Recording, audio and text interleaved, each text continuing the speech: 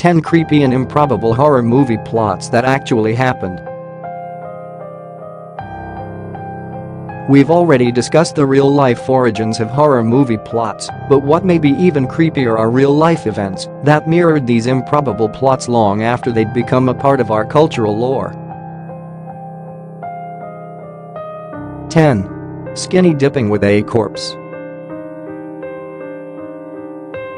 Swimming at night is a cliché that's been used in horror flicks since at least 1957, when the monster that challenged the world snacked on a sailor and his girl while taking a midnight swim. When you subtract swimsuits, you also add a bit of vulnerability and titillation to create genuine tension.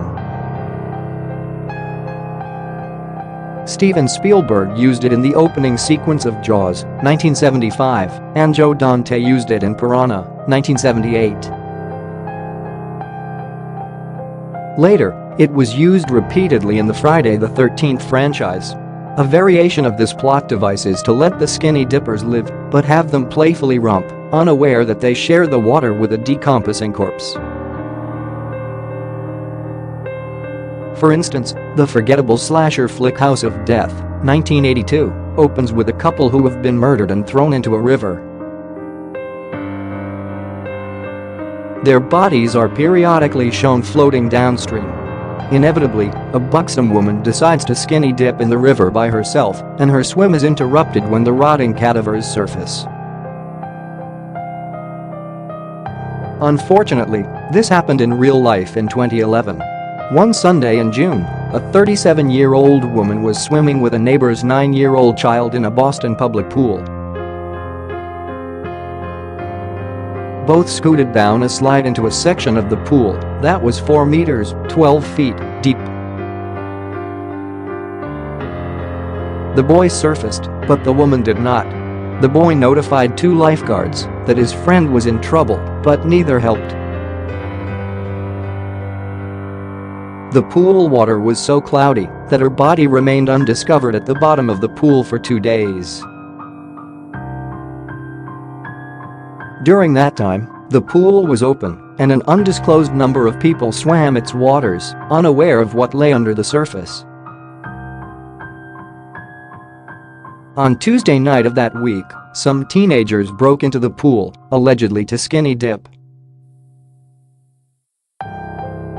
They discovered the pool's grisly secret and called the police. One spokesperson for the American Lifeguard Association said that he was aware of at least 2 similar incidents where bodies went unnoticed in public pools. 9. Surgeon deliberately mangled patients. Doctors have been deliberately mutilating their patients on the silver screen for a century. In the 1908 French horror film The Doctor's Experiment, aka reversing Darwin's theory, a doctor injects his patients with monkey gland serum that turns them into apes. More recently, Dr. Giggles, 1992, and his dad cut out hearts in a bizarre effort to bring back his mom. Then there's Marathon Man, 1974, where Dr. Christian Sell took evil dentistry to a new level. In real life, Dr. Glenn Tucker, a prominent Wisconsin plastic surgeon, inflicted horrors on his patients. In 1978, a woman went under Tucker's scalpel to repair a broken nose. When she awoke to severe pain in her nasal cavity, Tucker convinced her to have a second surgery. This time, she woke to find herself in an operating room devoid of nurses and anesthesiologists. Only Tucker was present, and he was brutally ripping out her stitches with his hands.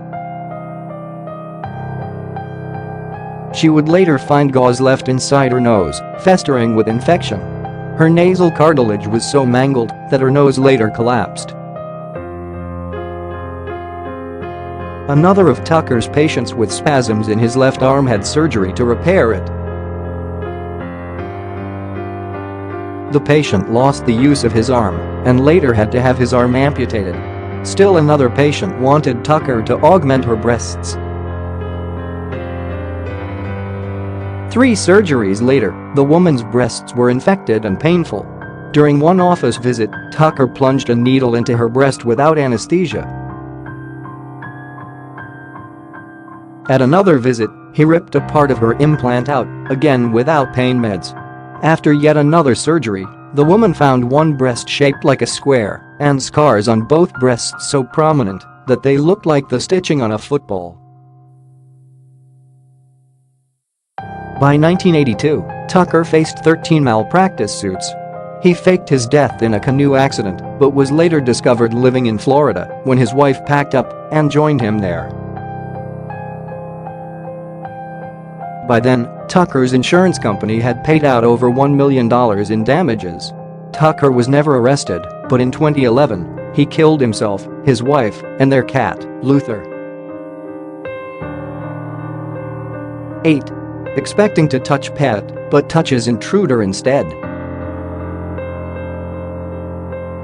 The parents of 12-year-old Amanda left her in the care of older sister, Catherine, who departed to meet her boyfriend, alone in the house with her dog, Auden. Amanda made the mistake of telling her chat room friend Jennifer about her predicament. Jennifer, however, was actually an adult man with crazy eyes. The psycho stalked Amanda in her backyard and house. But Amanda had faithful Auden close by, lying under her bed and giving the girl's hand an encouraging lick periodically. Later, when Amanda awoke to noises downstairs, she investigated and found nothing. Returning to her bed, she reached her hand down for Auden to lick. Sure enough, her hand was slathered with saliva.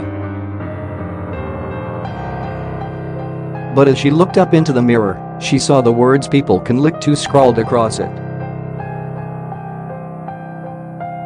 Then she saw in the mirror that it wasn't Auden, but the psycho licking her hand. Poor Auden was dead. Such is the second story in the horror anthology movie Campfire Tales, 1997. Based on an old urban legend, the fictional dog-human licking story has been told around many campfires and on many websites. In March 2015, the story became true. An unidentified, 61-year-old hairdresser living in Palm Springs, Florida, was so busy searching her home for her 2 cats that she didn't hear the knock on her front door. Her search led to her bedroom, where she was certain she'd find her felines under her bed. But when she shoved her hand under her bed, she didn't find soft, fluffy fur. She touched cold, clammy skin. A moment later, a strange man rolled out from under the bed and ran out of the house. He was later caught and identified as 25-year-old Christian Vadovec, a small-time burglar who had been making the rounds through the neighborhood. Vadovec had knocked on the woman's door, and when she didn't answer, he broke in through the back door. He had already nabbed a gold ankle bracelet and a digital camera when the woman's wanderings forced him to seek refuge under her bed. It's safe to say that they were both shocked when the woman searched under the bed for whiskers. 7. Bloody Mary in the mirror. For decades, this summoning ritual has been a favorite at girls' slumber parties. Usually, it's performed in bathrooms with large mirrors and almost always with candles as the only source of light. The summoner stands in front of the mirror and chants Blood Mary 13 times. Then a deformed face appears in the mirror, usually followed by some misfortune. For the chant, Bloody Mary may be replaced with Mary Worth, Black Agnes, or Hell Satan. This urban legend was so popular that it was featured in movies such as Beetlejuice, 1988, Bloody Mary, 2006, and the Candyman franchise. However, there is nothing particularly sinister about the ritual. It's based on an optical illusion known as the Caputo effect or perceptual fading. Italian scientist Giovanni Caputo tested 50 volunteers by having them gaze at a large mirror in dim lighting for 10 minutes. After only a minute, most of them saw a strange, otherworldly face. About 66% of the participants saw a distortion of their own face. Another 18% saw the faces of animals, such as pigs, lions, and cats. Some saw complete strangers, such as a child or an old woman. Around 10% saw the face of a dead parent. And nearly half of the participants described the images they saw as fantastical or monstrous beings. With the Caputo effect, neurons in the eye reducer stop their signals when stimulation is unchanged, resulting in all or a portion of the person's reflection disappearing until the eye blinks or moves involuntarily.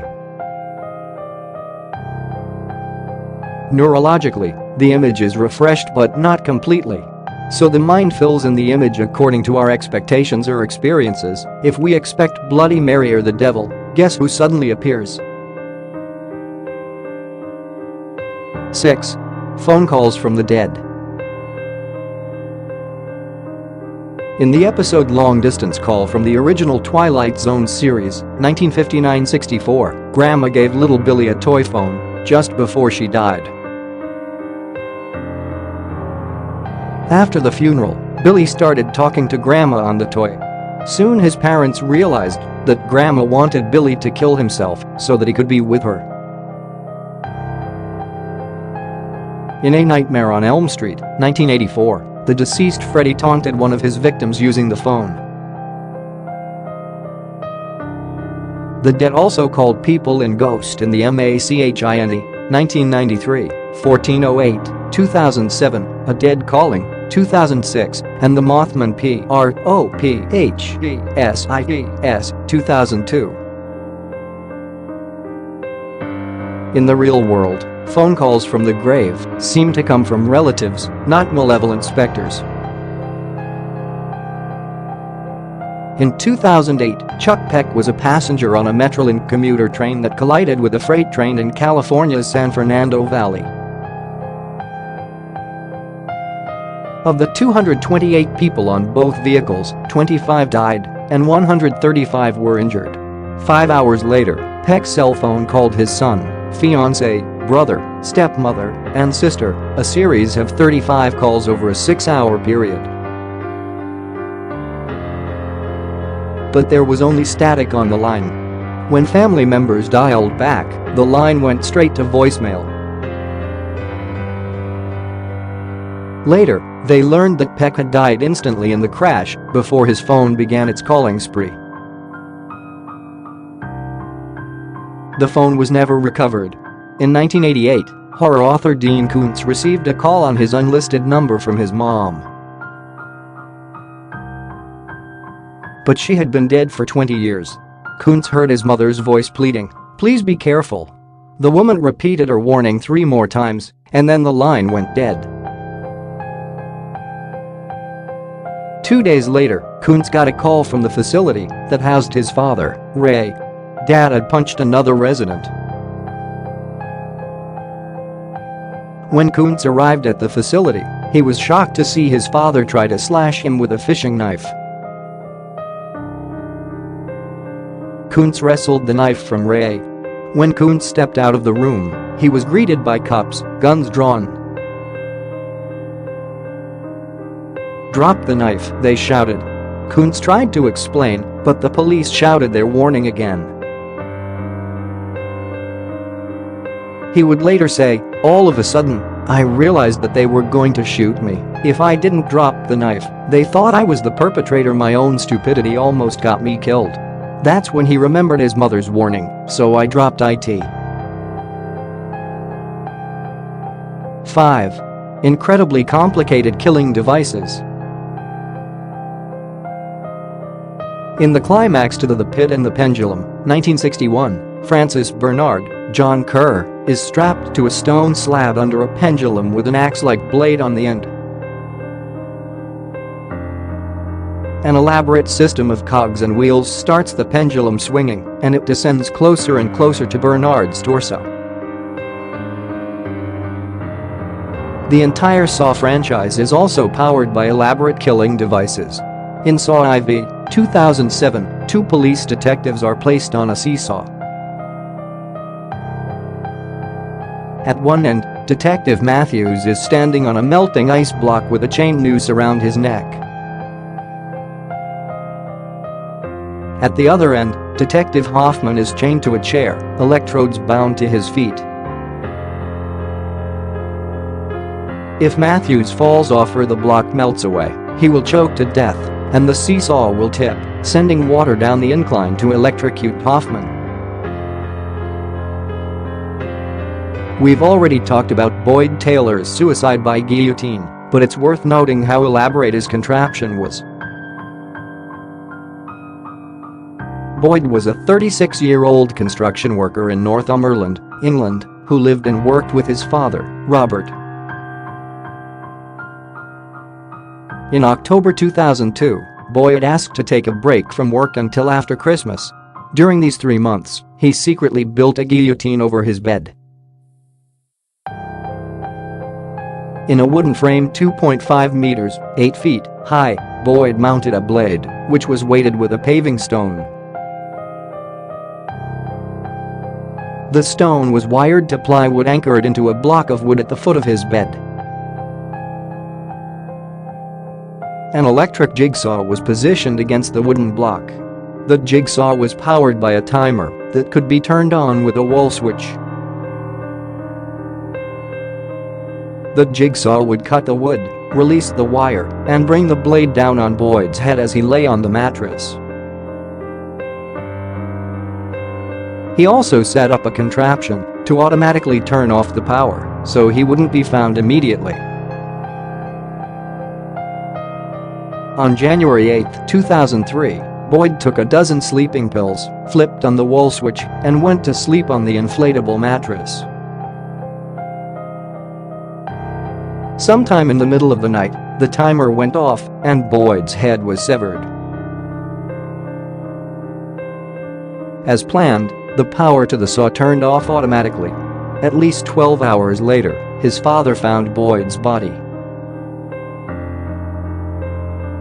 There was no suicide note, so Robert could only speculate that his son was still depressed over the divorce of his parents 21 years earlier.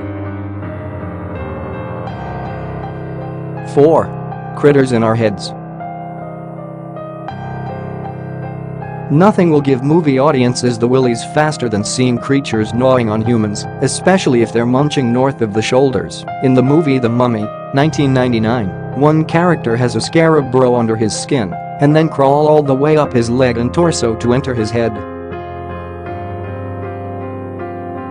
In Infested, 2002, mutated flies attack 5 people at a beach house. The flies eat their way through the human brains to control these people.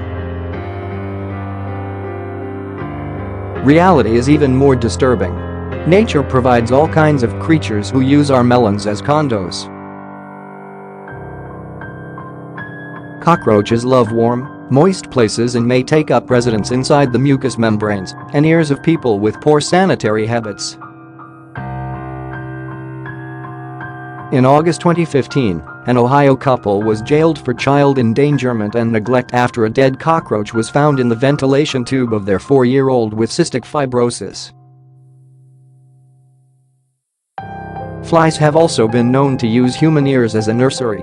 In November 2014, a doctor posted a video in which he removed hundreds of maggots from a man's ear canal. While rare, maggot infestations of the ear mostly happen with children under 10 and adults with mental disabilities. One 92-year-old woman with Alzheimer's had 57 maggots removed from her ear. Ticks, crickets, bedbugs, and spiders have also been removed from ear canals. Then there are creatures that actually eat brains. Naegleria fowleri is a parasitic amoeba that inhabits freshwater lakes and ponds. They also like to swim up a person's nose and crawl into the human brain, where they begin eating. This causes an infection known as primary amoebic meningoencephalitis that usually kills the host within 3 to 7 days, while rare, it does take the life of 8 people every year. 3. Virulent space bugs. In Creepshow, 1982, a meteor dropped into the front yard of Geordie Verrill, Stephen King, turning him into a plant. Meteors also delivered the BLOB, 1958 and 1988, which absorbed people and the rapidly mutating bacteria in evolution, 2001. In the Andromeda strain, 1971, the US government found a killer space organism that wiped out the town of Piedmont, New Mexico. Unfortunately, bacteria actually can survive and even thrive in space. In 1970, the Apollo 12 astronauts retrieved a camera from a lunar probe. The camera had been on the moon's surface for 3 years, and a technician had sneezed on it before it was launched. To the shock of NASA, the bacteria from that sneeze was still living on the camera. Bacteria such as E. coli and Salmonella grow faster and stronger in zero gravity and are quite resistant to antibiotics. Some bacteria can withstand 1,000 times more solar radiation than humans, with one experiment proving that bacteria can survive for years inside a meteor. In September 2007, a meteor crashed near Caracas, Peru. When people traipsed to the crash site, they experienced headaches, nausea, and vomiting. Even cattle got sick, and noxious gases seemed to emanate from the crater. Denying that a bug from the meteor was making people sick, experts insisted that the impact had released sulfur and arsenic from the soil. Some scientists now believe that the first visitors to the impact crater breathed in dust particles and debris that made them sick. When they returned to the village, a sort of mass hysteria ensued. If that feels like an unsatisfactory explanation, we'll have to live with it. Much of the evidence is lost. The Caracas meteor was collected by meteorite poachers and sold on the internet. 2. Drowned in fetid water. A particularly odious way to die is to drown in smelly, rancid water. In Saw 3, 2006, one character is chained to the bottom of a tank while maggot-infested pigs are ground up, liquefied, and dumped into the tank. The man is rescued before he drowns, but only after he is submerged in the entrail soup. In third world countries, people frequently fall into and drown in uncovered pit toilets and cesspools. Kids are especially at risk. But it also happens in developed countries. In May 2014, a woman in Xinjiang, China, dropped her new cell phone into a pit toilet that had knee-deep waste inside. The phone was worth 2,000 yuan, US $320. The woman's husband jumped into the cesspool to retrieve the phone, but was quickly overcome by the fumes in the pit and lost consciousness. The husband's mother immediately jumped into the pit to save her son. She too was overcome by the fumes. Then the woman who dropped the phone plunged in and suffered the same fate. Still standing topside, the husband's dad realized that his wife, son, and daughter-in-law were in peril. He called to nearby pedestrians for help.